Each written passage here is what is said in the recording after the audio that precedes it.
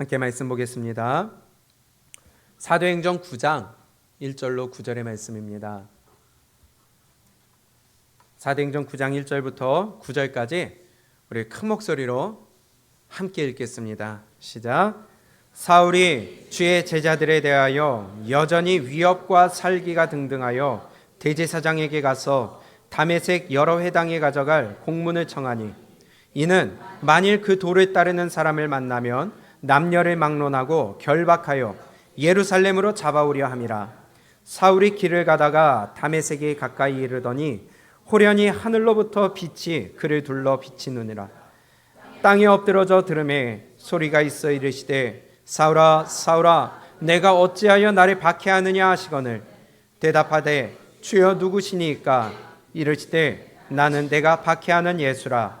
너는 일어나 시내로 들어가라.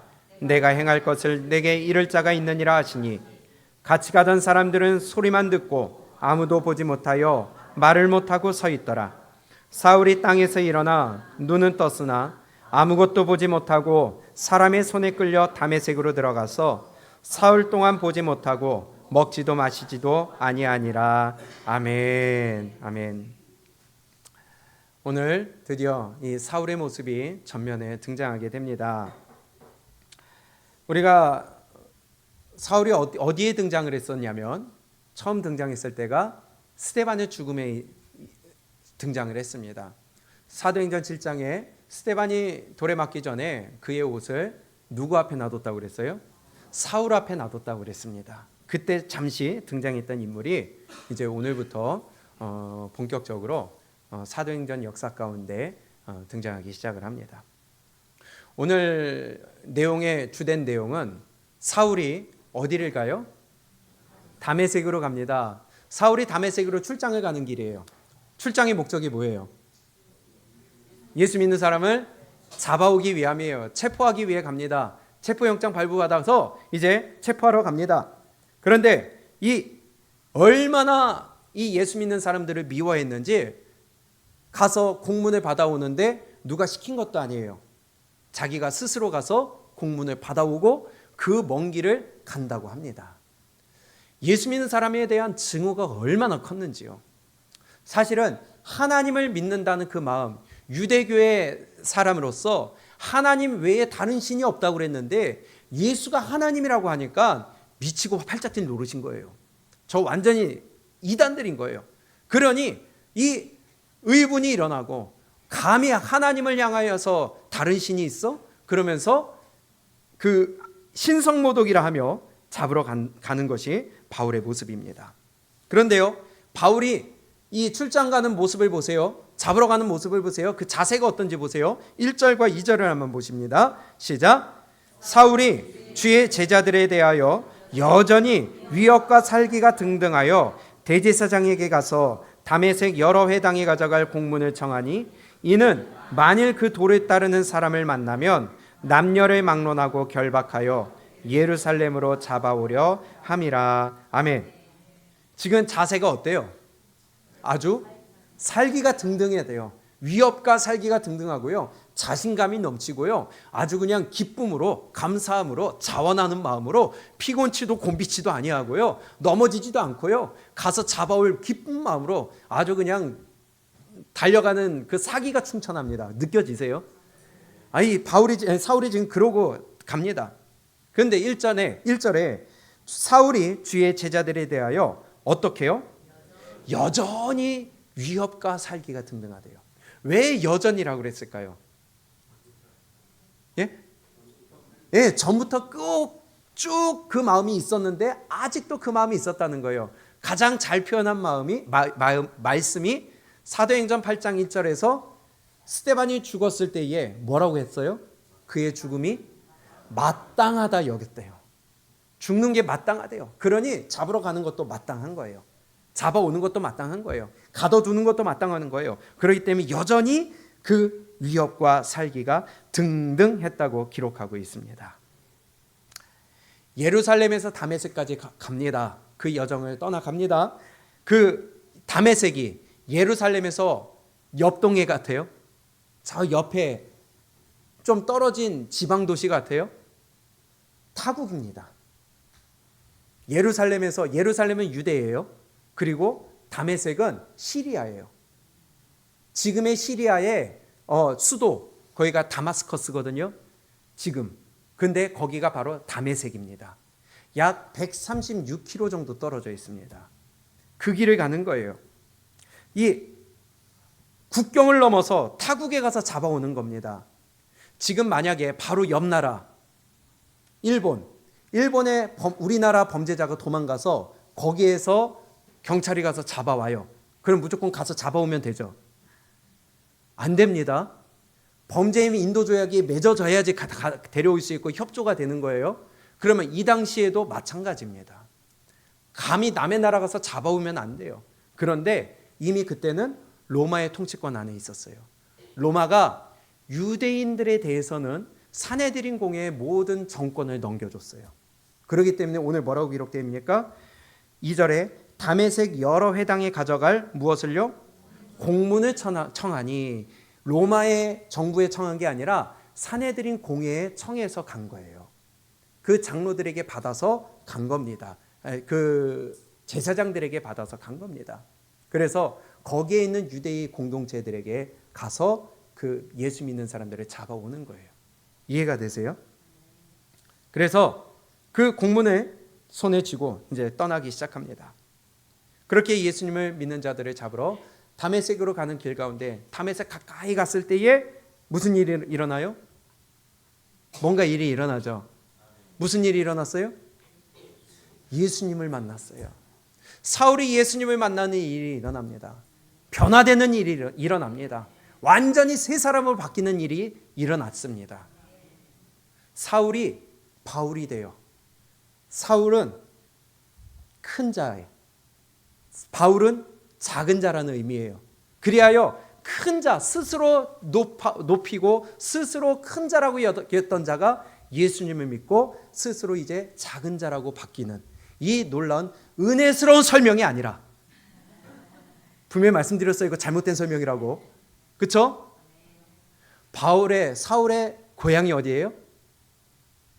길리기아 다소 사람. 거기에서 태어났어요. 거기는 타국이에요. 로마의 통치 아래 있어요. 그런데 거기에서 태어날 때는 핏줄은 유대인으로서 유대인이지만 신부는 로마 사람이에요. 그렇죠? 그리하여 태어날 때부터 이미 이름을 두 가지 갖고 태어났어요. 첫 번째, 핏줄은 유대인이니까 유대인의 이름 사울이라는 이름을 갖고 있었습니다. 그 이름은 여호와께 묻다라는 뜻이에요. 여호와께 아뢰다라는 뜻이에요. 큰 자라는 의미가 아니에요. 누가 그런 말을 지었는지 모르겠는데 사울이란 것은 여호와께 아뢰다, 묻다 그런 뜻이고요. 그리고 헬라 문화권, 로마 문화권에 있으니까 헬라식 이름이 있었어요. 그게 바로 바울입니다. 바로 작은 자. 이해가 되세요? 사울이 바울이 된 게 아니라 원래 사울이 바울이었어요. 바울이 사울이었어요. 헬라식 이름, 유대식 이름이 있었던 겁니다. 이해가 되세요? 지금으로 보면은 해외 교포예요. 유대인에. 그래서 제임스가 있고 성훈이라는 이름이 있는 것처럼, 제가 영어 이름이 제이슨이라는 게 아니라 외국에 있는 교포들이 그런 식으로 이름이 두 개, 한국 이름, 영어 이름 있는 것처럼 바울에게도 헬라식 이름, 유대식 이름이 있었던 겁니다. 이해가 되시죠? 자, 이 사울이 예수님을 만납니다.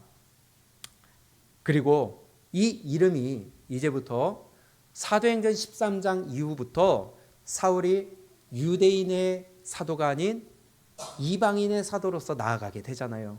선교여행을 떠날 때, 그래서 사도행전 13장 이후부터는 이방인에게 바울이 복음을 전하기 때문에 사울이 아닌 바울이라고 기록되어 있어요. 그 전까지는 사울로 기록되어 있습니다. 이렇게 참고하고 기억하고 넘어가셨으면 좋겠습니다. 그러면 지금 여러 가지 지명이 나왔어요. 다음 주에 우리가 또 이 지명이 나오기 때문에 우리가 지도를 한번 보고 이해하고 넘어갔으면 좋겠습니다. 다메섹이 어딘지, 그리고 다소가 어딘지, 예루살렘에서 얼마나 떨어졌는지 한번 잠깐 보도록 하겠습니다. 자, 다시 한번 이 지도가 나왔는데요. 구글맵에서 지금 현재 지도예요. 자, 한번 보세요. 이스라엘이 어디냐? 예루살렘이 어디냐? 한번 보세요. 여기가 이스라엘이에요. 그 위에 바로 예루살렘인데 표시를 잘못했네요. 거기에서 다메섹이 어디냐? 다마스커스. 한 번 더. 저기가 다마스커스예요. 다메섹. 저 이스라엘 예루살렘에서 다마스커스 다메섹까지 136km가 떨어져 있습니다. 글자는 안 보여도 어느 정도 모양이 보이시죠? 그리고 저 위에 티르키예, 예전에 터키 티르키예라고 돼 있는 거 보이세요? 근데 저기에 밑에 보게 되면은 자, 화살표가 있어요. 여기가 바로 다소입니다. 예, 터키에 소속된 도시였어요. 지금은 다소가 아니라 거기는 이름이 지금 갑자기 왜 생각이 안 나지?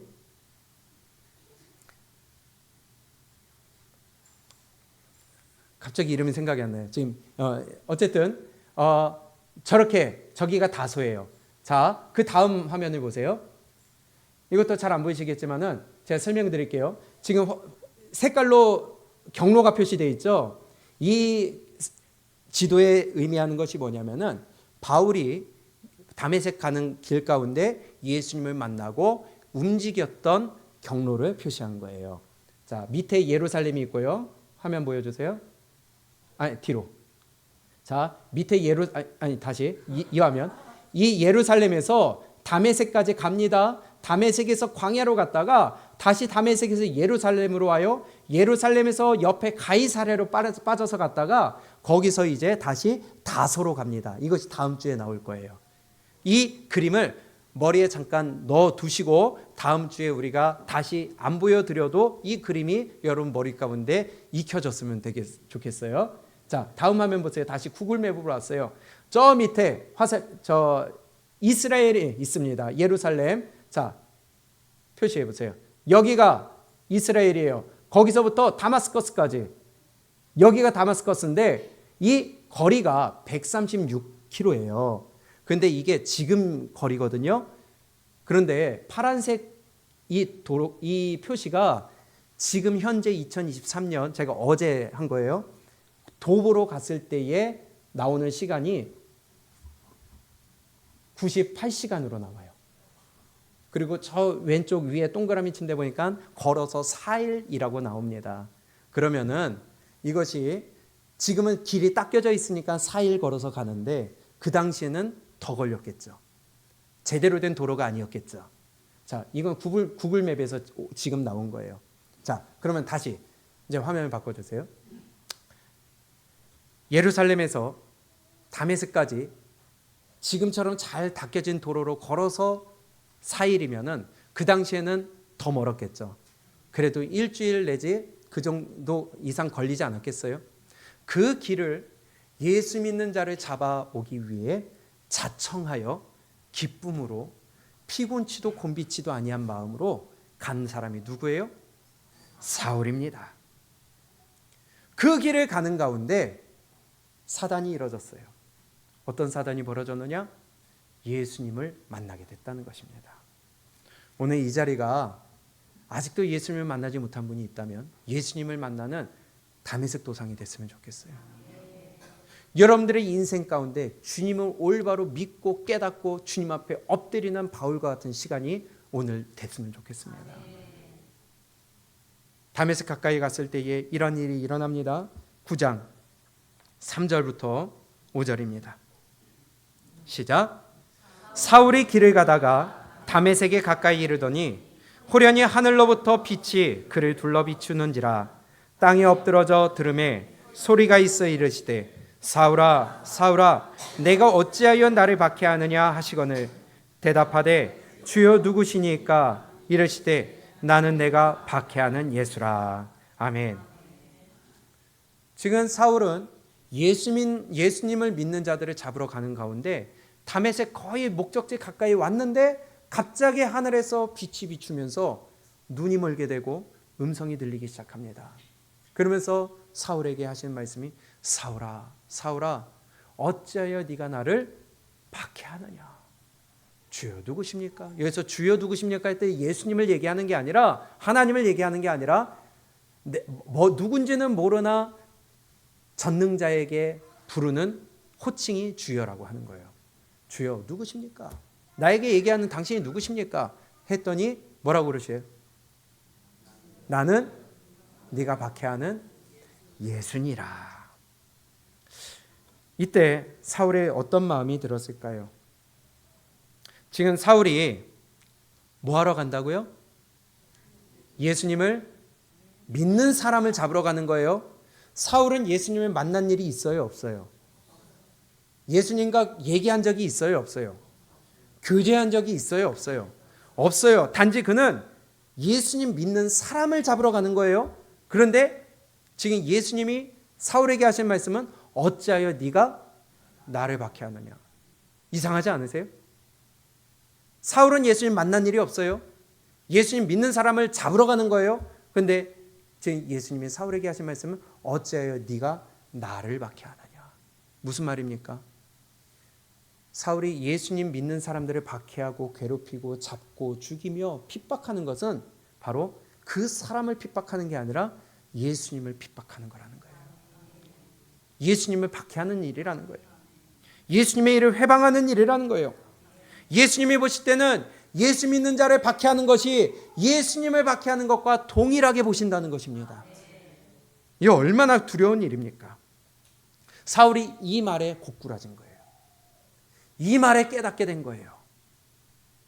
사울은요, 뼛속까지 유대인이에요. 뼛속까지 바리새인이에요. 뼛속까지 율법으로 채워진 사람이에요. 유대교의 깊은 자부심을 갖고 있는 사람입니다. 그렇기 때문에 하나님 외에 예수님이 신이시다, 그가 하나님의 아들이다, 신이다, 절대로 용납할 수 없는 일이에요. 그래서 이 일은 하나님에 대한 신성모독이기 때문에 그들을 잡아 죽여도 된다고 생각한 거예요. 그래서 그 일을 하기 위해 자청하여 갔습니다. 그런데 뼛속까지 이 생각을 갖고 있는 사울에게 예수님이 나타나셔서 자기는 예수님을 만난 일이 없지만 네가 박해하는 그 사람들을 박해하는 일이 바로 나를 박해하는 일이다. 이것을 깨닫게 됐다는 거예요. 자신이 하고 있는 일이 예수님을 회방하는 일이고 예수님을 박해하는 일이고 지금까지 자기가 갖고 있던 가치관과 신앙과 모든 신앙이 잘못됐던 것을 깨닫게 되는 순간이었다는 거예요. 나는 네가 박해하는 예수라. 이 말 한마디예요. 예수 믿는 자를 박해하는 것은요, 바로 예수님을 박해하는 일입니다. 예수 믿는 자를 회방하는 것은 예수님의 일을 회방하는 것이나 동일하다는 거예요. 이게 얼마나 놀라운 일이에요. 그래서 여러분들 한 분 한 분이 존귀한 자예요. 귀한 자예요. 하나님의 형상을 입은 자라는 것이 얼마나 큰 자부심이고 축복인지 모른다는 것입니다. 많은 사람들이 예수 믿는 아내를 회방해요. 방해해요. 남편을 회방하고요. 예수 믿는 자녀를 회방하고 방해하고요. 못 믿게 하고요. 예수 믿는 부모를 못 믿게 하고요. 방해하고요. 그거 얼마나 두려운 일인지 모른다는 거예요. 믿으세요? 교회 좀 가려고 하면 뭐라고 해? 교회 가서 기도 좀 하려고 하면 막 욕을 해. 못하게 해요. 헌금 좀 하려면 막 욕을 하고 혼내요. 교회 가서 좀 집회 좀 참석하려고 하면은 그걸 막아요. 그게 바울이 지금 예수 그리스도를 박해한 일이나 똑같다는 것입니다. 이게 얼마나 두려운 일인지 모른다는 거예요. 교회 깊숙이 들어가지 못하게 해요. 예수님을 직접 회방하는 너무나도 두려운 일이라는 거예요. 그러다가 조금 지가 아프고 조금 뭔가 환난이 오고 조금 뭔가 어려움이 오고 자식에게 뭔가 어려운 일이 생기면은 진짜 예수 믿나 보다 하고 조금 쫄았다가 두려워해서 조금 조심했다가 그 일이 지나가면은 또다시 방해하고 회방하고 못하게 하는 그게 바로 귀신의 믿음이라는 거예요. 왜냐? 두려운 줄은 알아. 하나님이 두려운 줄은 알아. 야고보서에서 뭐라고 하니까 네가 하나님의 한 분이신 줄을 아느냐? 귀신도 믿고 떠느니라. 하나님을 두려워할 줄 아는 게 귀신도 두려워해요. 그런데 귀신이 하나님을 도와요? 순종해요? 그 앞에 무릎을 꿇어요? 안 해요. 도리어 방해해요. 뭔가 나한테 해가 될 것 같으면 잠깐 움츠렸다가 또다시 원상복귀가 되는 거. 소위 우리가 얘기하는 기복신앙. 믿는 거 아닙니다. 그래서 귀신의 믿음이라고 하는 거예요. 귀신도 하나님을 두려워할 줄 알아요. 난 하나님 두려워. 나 예수님 알아. 두려운 분이야. 그거 지식적으로 아는 거예요. 지식적인 동의는 믿음이 아니라는 거예요. 그거 불신앙입니다. 그래서 귀신의 믿음이나 똑같다는 거예요. 그거 구원받은 거 아니라는 거예요. 오늘 바울이 그 모습을 우리에게 보여주는 것입니다. 우리 하나님 앞에 철저하게 무릎 꿇으시기 바랍니다. 귀신의 믿음 되지 마세요. 그거 멸망받는 사람입니다. 그런데요, 이 말을 바꿔 얘기해 볼까요? 예수 믿는 사람을 박해하는 바울을 예수님을 박해하는 거라고 했다면 그걸 바꿔 얘기하면 예수 믿는 사람이 잘못하면 예수님이 욕먹는다는 것과 동일한 거 아니에요? 그래서 예수 믿는 사람이 올바로 살아야 돼요. 구원받은 사람은 올바로 살아야 돼요. 똑같은 얘기입니다. 저 사람이 박해한다고 할 게 아니라 믿는 사람이 올바로 살아야 돼요. 박해하는 사람을 예수님을 박해한다고 하는 것처럼 예수 믿는 사람이 올바로 살지 않으면 예수님이 욕먹는 것과 똑같다는 얘기예요. 마치 자식이 잘못하면 부모가 욕먹듯이 우리는 하나님의 자녀라고 그랬잖아요. 우리의 모습은 예수님의 모습이 드러나는 것이나 마찬가지라는 것입니다. 오늘 눈먼 사울에게 안수해 주어서 눈뜨게 하는 사람이 있어요. 누구예요? 아나니아입니다. 이 사울이 오늘 이 다메섹 도상에서 예수님을 만난 이 사건이 얼마나 중요한지 바울이 갈 때마다 이 얘기를 여러 번 얘기를 했어요. 유대인들에게 잡혀서 신문을 당할 때도 한 번 얘기했고요. 사도행전 22장에서 아그리빠 왕 앞에서도 사도행전 26장에서 다시 한번 얘기를 합니다. 그런데요, 우리 이 아나니아가 어떻게 소개되나 보세요. 사도행전 22장입니다. 사도행전 22장 12절.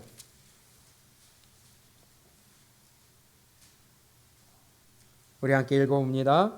시작.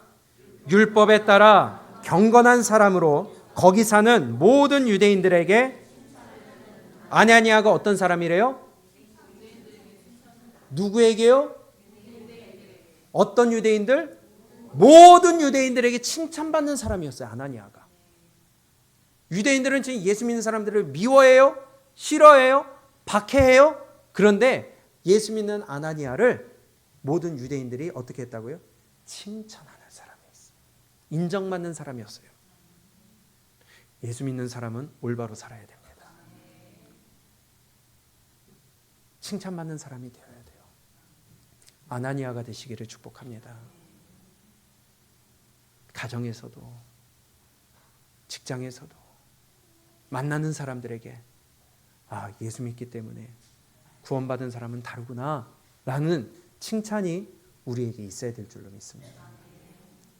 그러면 이 믿는 자의 삶이 칭찬받는 삶이 되어야 예수님이 높아지고 아나니아처럼 살아야 우리가 올바른 구원받은 자의 삶이 된다는 것을 오늘 본문을 통해 우리는 알 수가 있다는 것이에요.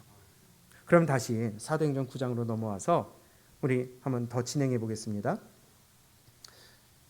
사울이 예수님의 음성을 듣습니다. 누구십니까? 나는 네가 박해하는 예수라 할 때에 사울에게 나타났던 현상이 있어요. 빛이 비추고 주의 음성이 들리고 그 다음에 눈이 멀었어요. 갑자기 멀쩡하던 사람이 시각장애인이 됐어요. 희한한 일이 이루어졌습니다. 8절, 9절 함께 읽어보겠습니다. 시작. 사울이 땅에서 일어나 눈은 떴으나 아무것도 보지 못하고 사람의 손에 끌려 다메섹으로 들어가서 사흘 동안 보지 못하고 먹지도 마시지도 아니하니라. 아멘. 어떻게 됐어요? 눈은 떴으나 이런 사람들이 너무 많아요.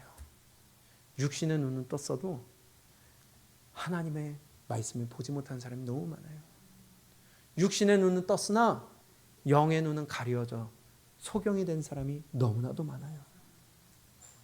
교회는 나와 예배는 드리지만 여전히 영의 눈은 가려진 자가 너무나 많아요. 이때 사울의 마음이 어땠을까요? 승승장구하며 살아갔던 바울이에요. 학식이 높아요. 권력을 쥐고 있어요. 출세길을 달려가고 있어요. 이제 성공만 남았어요. 그런 사울이 갑자기 눈이 멀었어요. 앞이 안 보여요. 몸이 천냥이면 눈이 얼마래요? 그만큼 중요해요. 그런데 눈이 머니까 아무것도 못합니다.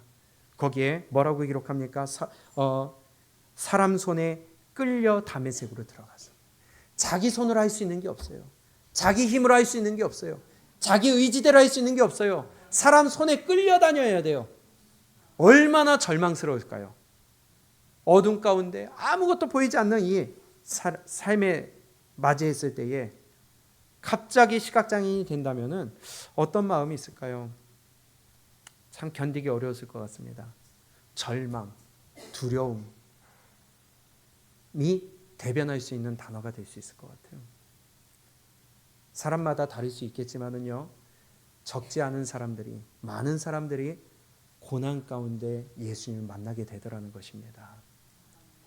사울은 하나님이 이 방법 쓰지 않으면 돌아오지 않았을 것 같아요. 그러나 여러분, 주님이 초대장 보내실 때에 빨리 순종하고 받으시기 바랍니다. 주님이 오라 하시는 초대장 보내실 때에 빨리 무릎 꿇고 손 들고 항복하시기 바랍니다. 아니면 사울처럼 하나님이 처절하게 낮추실 때가 있다는 거예요. 그렇지 않으면요, 그래도 안 돌아오면 이제는 두려운 일만 남아있는 것입니다. 오늘 사울의 모습을 보세요. 얼마나 두렵습니까? 보이던 게 갑자기 한순간에 안 보여요. 내 손으로 할 수 있는 게 없어요. 내 의지로 할 수 있는 게 없어요. 많은 사람들이 절망 가운데 예수님을 만났다고 합니다.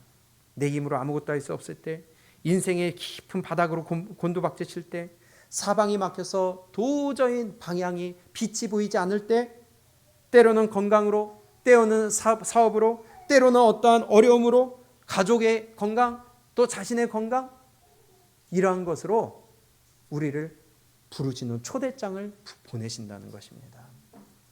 여기도 그런 초대장 받고 오신 분 많이 계시잖아요. 축복입니다. 근데요, 그 초대장 받지 않잖아요. 거부하잖아요. 정말 두려운 일이 일어날 수 있다는 거예요. 오늘 그 사울의 모습을 보니까 그 사울은 너무나도 불쌍한 모습이에요. 아무리 예수님을 전하고요, 복음을 들려줘도요, 귓등으로도 듣지 않는 사람들이 있다는 거예요. 사울이 그랬어요. 핍박만 했어요. 잡아가뒀어요. 스데반을 죽였어요. 안 들어요. 오늘도 이 자리에 있을 수 있다는 것입니다. 주님이 초대장 보내실 때에, 주님이 손 내미실 때에 빨리 손 들고 항복하시기 바라요. 그 손 붙들고 이제는 다시 일어서시기를 축복합니다. 그런데 끝까지 안 듣는 사람들이 있더라고요. 정말 불쌍한 사람입니다. 그런데 그때 무릎 꿇고 돌이켜 주님의 손을 붙잡으면 그것이 바로 구원의 초대장이 된다는 거예요.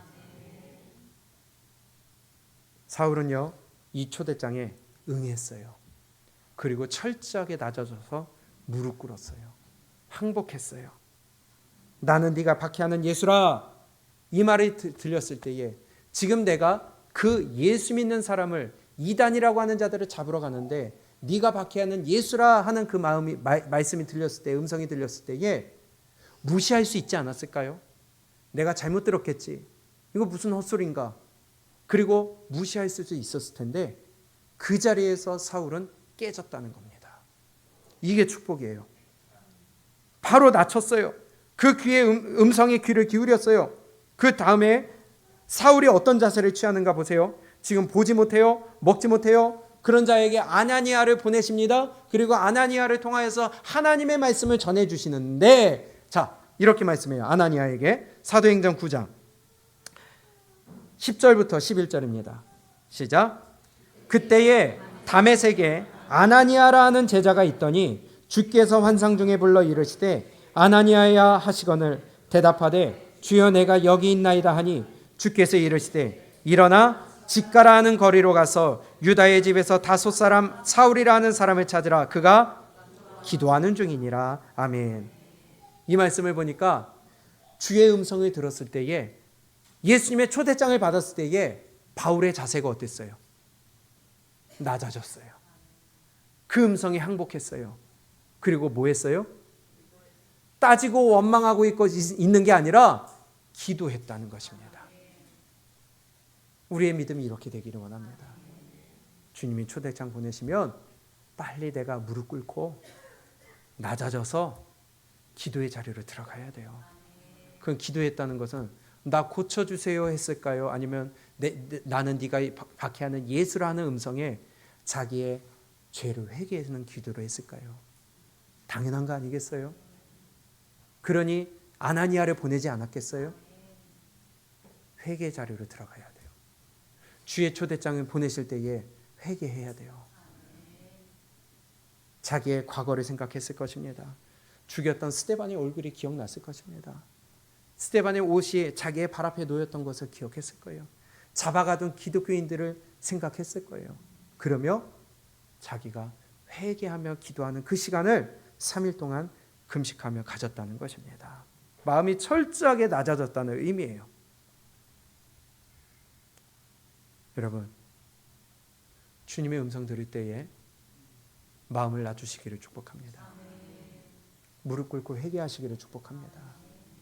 내 속에서 올라오는 가치관들, 내 기준들, 내 경험들, 내 것들, 내 생각, 하나님의 말씀 앞에 빨리 다 깨져야 돼요. 그렇지 않으면 주님 초대장에 도리어 반송이 될 수가 있어요. 아나니아를 사울에게 보내시면서 아나니아가 놀랍니다. 아니 주님, 그 사울은 지금 예수님을 믿는 자들 잡으러 여기까지 왔는데요. 136km나 되는 이 먼 길을 단지 하나의 목적, 예수 믿는 사람을 잡아 가두기 위해 여기까지 왔는데요. 그 소문이 여기까지 났는데요. 할 때에 사울에 대한 하나님의 계획을 말씀해 주시는데요. 정말 놀라운 말씀을 하셔요. 이분이 하나님이십니다. 한번 볼까요? 9장 15절 16절이에요. 시작.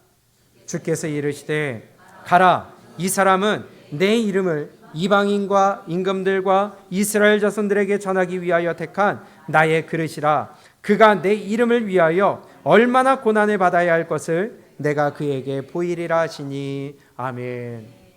회개하고 기도하고 낮아져서 항복하고 있는 사울에게 하나님이 하시는 말씀이 이는 복음을 전하기 위하여 택한 나의 그릇이다. 이 사명을 저와 여러분들에게 주셨습니다. 그런데요, 정말 놀라운 것은요, 바로 그 앞에 15절이에요. 주께서 이르시되 가라, 이 사람은 내 이름을 누구에게요? 또 이스라엘 자손들에게 전하기 위하여 택한 나의 그릇이라. 자, 세 가지 부류가 나옵니다. 첫 번째 이방인, 두 번째 임금들, 세 번째 이스라엘 자손들에게. 이게 다 이루어졌다는 거예요.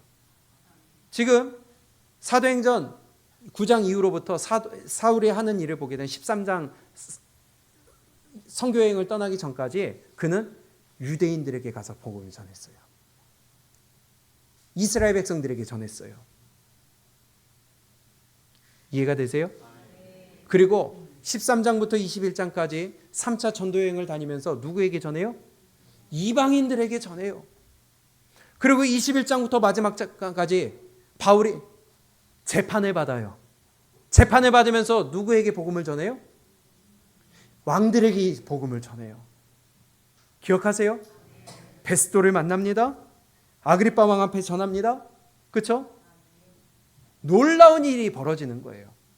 하나님이 바울을 통하여서 복음이 어떻게 전달되는지의 계획을 이미 알려주시는 것입니다. 내 동족 유대인들에게 전합니다. 이방인들에게 전합니다. 뿐만이 아니라 저 고위직에 있는 왕들에게까지. 아니, 어떻게 왕들에게 복음을 전해요? 비참한 죄인의 신분으로서 잡혀가서 재판받아서 로마까지 압송돼요. 거기에서 재판받을 때에 왜 로마까지 가게 했을까요? 로마에서 정식으로 재판받으면 거기에 이제 정식으로 기록이 남아요. 그래서 지금도 바울이 로마 법정에서 재판받은 기록이 남아 있다는 거예요. 이 얼마나 놀라운 일입니까? 그래야 로마 중심에까지 복음이 들어가 왕까지에게 복음이 들어가게 하신 이 놀라운 하나님의 계획, 그것을 오늘 9장에서 시작하신다는 겁니다. 하나님의 생각은요, 우리가 알 수가 없어요. 이방인과 임금들과 이스라엘 백성들에게 복음을 전하게 하기 위하여 택한 나의 그릇이라. 여러분들은 바로 이 일을 위하여 택함 받은 그릇이라는 거예요. 우리가 그 일을 해야 된다는 것입니다. 임금들에게 누가 복음을 전하겠어요? 어떻게 복음을 전하겠어요? 이 놀라운 일이 오늘 일어나게 됩니다. 그러면 기도하여 낮아져서 주님 앞에 회개하던 사울이 아나니아의 안수로 눈이 떠지는데요. 한번 볼까요? 사도행전 9장 17절입니다. 시작. 아나니아가 떠나 그 집에 들어가서 그에게 안수하여 이르되 형제 사울아, 주 곧 내가 오는 길에서 나타나셨던 예수께서 나를 보내어 너로 다시 보게 하시고 성령으로 충만하게 하신다 하니 즉시 사울의 눈에서 비늘 같은 것이 벗어져 다시 보게 된지라. 일어나 세례를 받고 음식을 먹음에 강건하여지니라. 아멘. 무슨 일이 기록된 거예요? 사울이 구원받았어요. 예수님을 믿었어요. 세례받았어요. 그의 눈이 떠졌어요. 여기서 중요한 오늘의 핵심이 여기에 소개가 됩니다. 8절에서는 그의 눈이 떴으나 보질 못했어요. 그러나 아나니아 안수로 인하여서 그의 눈이 다시 떠졌다는 겁니다. 어두워 보지 못했던 그가 영안이 다쳐서 아무리 복음을 들었어도 그리스도인들을 잡아 죽였던 그가 이제는 눈이 뜨여졌다는 것입니다. 말씀이 보이기 시작했다는 거예요. 예수님이 보이기 시작했다는 거예요. 예수님이 누구신지 깨닫게 됐다는 거예요. 복음을 듣게 됐다는 거예요.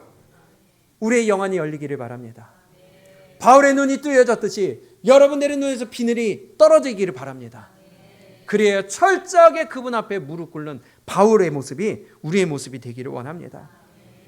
바울이 아그리빠 왕 앞에서 이 사건을 소개할 때에 자기의 경험을 얘기할 때에 이렇게 얘기해요. 사도행전 26장에 내가 눈이 멀었다가 눈이 뜨여졌는데 그 목적이 있습니다. 이것 때문에 내 눈이 멀었다가 뜨여졌습니다. 얘기를 해요. 사도행전 26장 15절 시작. 내가 대답하되 주님 누구시니까? 주께서 이르시되 나는 내가 박해하는 예수라. 일어나 너의 발로 서라. 내가 내게 나타난 것은 곧 내가 나를 본 일과 장차 내가 내게 나타낼 일에 너로 종과 증인을 삼으려 함이니 이스라엘과 이방인들에게 내가 너를 구원하여 그들에게 보내어 그 눈을 뜨게 하여 어둠에서 사탄의 권세에서 돌아오게 하고 죄사함과 나를 믿어 거룩하게 된 무리 가운데서 기업을 얻게 하리라 하더이다. 아멘. 놀라운 설명을 합니다. 사도행전 오늘 9장에서는 단지 눈이 뜨여졌다라고만 기록되어 있는데 그 일이 무엇이냐? 너는 이제 이방인과 저 이스라엘 백성들에게 전하는데 너처럼 될 것을 전해라. 눈이 뜨여졌다는 건 뭐예요? 28절에 그 눈을 뜨게 하여 어둠에서 빛으로 사단의 권세에서 하나님께로 어떻게 해라? 돌아오게 하기 위해서. 누구를? 이방인을. 누구를? 유대인들을. 누구를? 왕들을. 그 눈을 뜨게 하라는 거예요. 너의 눈이 떠져서 내가 보여 믿게 되었듯이 이제 너도 그들에게 가서 복음을 전하여 그들의 눈이 뜨여져 그들에게 사단에게 잡혔던 마음이 그리스도께로. 아멘. 어둠에 있던 자들이 빛으로 돌아오게 하라. 그게 바로 오늘 본문에서 사울의 눈이 뜨여졌다는 거예요. 우리의 눈이 뜨여지기를 바랍니다. 어둠에서 빛으로 이동하기를 원합니다. 사단의 권세에서 이제는 그리스도의 권세로 들어가기를 원합니다. 통치권을 그분께 내어드리기를 축복합니다. 그리고 나를 믿어 거룩하게 된 무리 가운데서 기업을 얻게 하리라 하다이다. 죄사함을 얻고 나를 믿게 하기 위함이다. 사울의 눈에서 비늘이 떨어져 눈이 뜨여졌다는 것은 이 놀라운 비밀을 전하라는 거예요. 많은 이방인들에게 이렇게 하라는 거예요. 그럼 우리도 이제는 눈뜨게 하러 다녀야 돼요. 영원히 다친 자들을 눈뜨게 해야 돼요. 그래서 복음을 끊임없이 전해야 됩니다. 26장 20절이에요. 시작. 먼저 다메섹과 예루살렘에 있는 사람과 유대 온 땅과 이방인에게까지. 자, 다시 한번. 먼저 어디예요? 네가 지금 여기까지 왔으니까 일단 다메섹과 또 예루살렘에 있는 사람 또 유대 온 땅과 또 이방인에게까지 어떻게 해야 되느냐? 시작. 회개하고 하나님께로 돌아와서 회개에 합당한 일을 하라 전함으로. 아멘. 첫 번째, 회개해야 돼요. 두 번째, 주께로 마음이 돌이켜져야 돼요. 세 번째, 이제 구원받았으면 회개에 합당한 일을 해야 됩니다. 이게 구원받은 증거라는 거예요. 구원받은 증거, 구원받은 자에게 나타나는 증거가 반드시 있습니다. 그는 회개에 합당한 일을 행해요. 그리스도께 합당한 일을 행해요.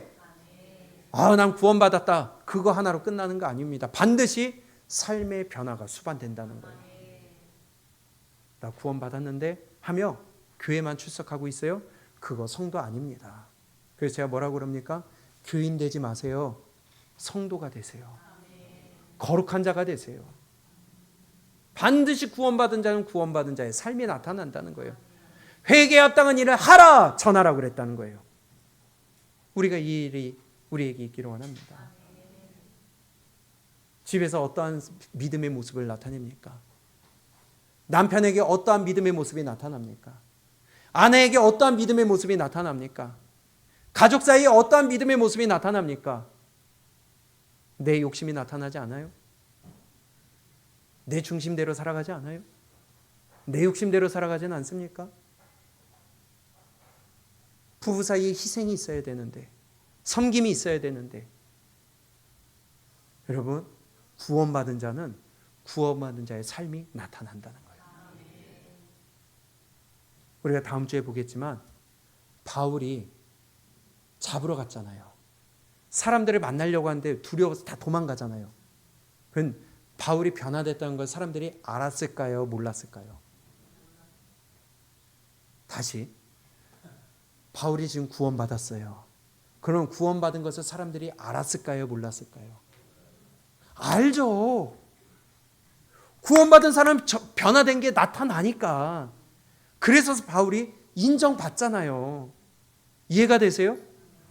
구원받은 자의 삶은 주변에서 안다는 거예요. 보인다는 거예요. 우리의 모습이 그렇게 되기를 원한다는 겁니다. 올바로 살아가기를 원한다는 겁니다. 깨닫게 된다는 거예요. 예수 믿고 구원받아 새로운 피조물이 된 사람은 그 증거가 나타나게 된다는 거예요. 그 삶이 나타나게 된다는 거예요. 드러나려고 해서 드러나는 게 아니라 저절로 드러나게 되는 거예요. 유대교에 깊숙이 들어갔던 사울이에요.